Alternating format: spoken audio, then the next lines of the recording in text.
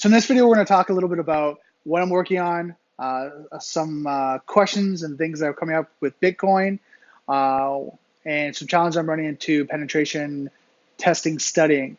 I didn't get a chance to look at the news today, just been so busy, but that's what we're going to be covering today. So let's hack at it.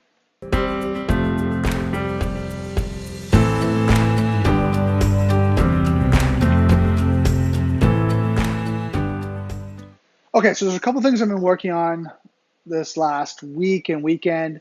First and foremost, really kind of going hardcore into my studying. Penetration in the morning as I work out. I'm listening to an audio. It's from CBT Nuggets. So I'm listening to their video and audio series on penetration testing, which is not bad. I'm finding it's informative to kind of give me the baseline. Then I'm studying Python programming, and then Kali Linux in the morning, and then in the afternoon I'm reading the book, this book here, Penetration Testing by Gabriella, I think it is. But yeah, I'll just put the image here and the actual link to it will be below.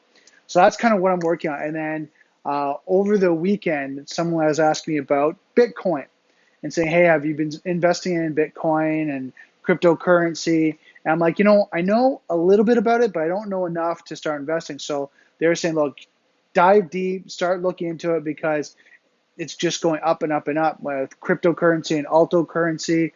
And things I'm just kind of like getting my head wrapped around is there's a cloud type wallet, there's a hardware wallet, an offline wallet.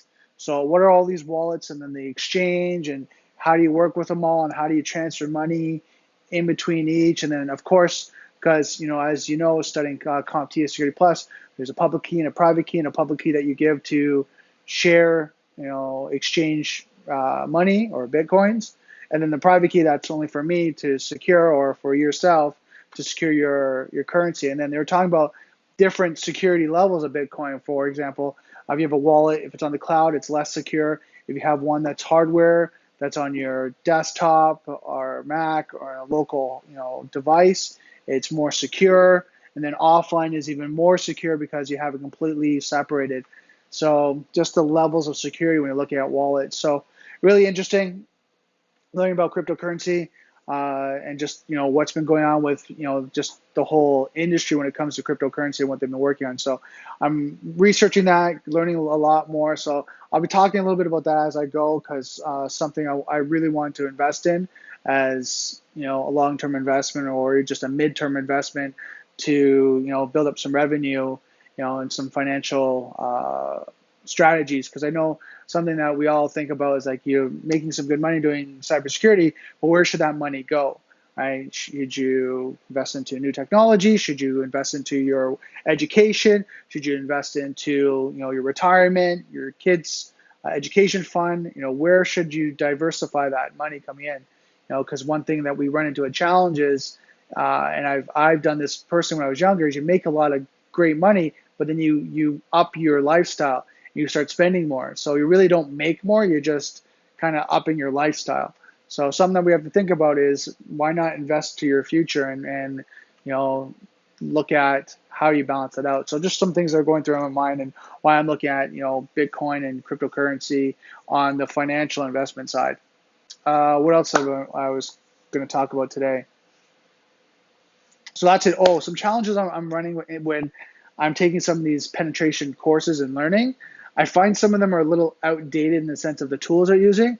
So it's finding like, oh, they use this tool. Like today, it was an Android emulator they were talking about, and they had said, okay, this is how you install it. You go to this area to install it, but it's no longer there. Another company bought them out, so I had to go check that out and see if it worked for Kali Linux and all these other things. So it's interesting. You got to look at not only are the tools they're using, are they relevant, are they up to date, but are they easily to install, or is there things that you have to learn of the installation and maybe change the configuration of it and the settings so that it works, that you can do your penetration testing and so forth. So kind of interesting. It's a little bit of a challenge I'm running into. It's not only just trying to learn penetration testing, but it's also learning the tools and the pitfalls of some of the tools. So that's really kind of it. That's what I'm going to be going through the last couple of days.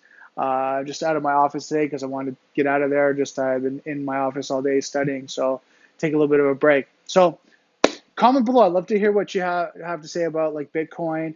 Are you investing? Are you not investing? I know I found with Canadian investments when it comes to Bitcoin, it's a little bit challenging.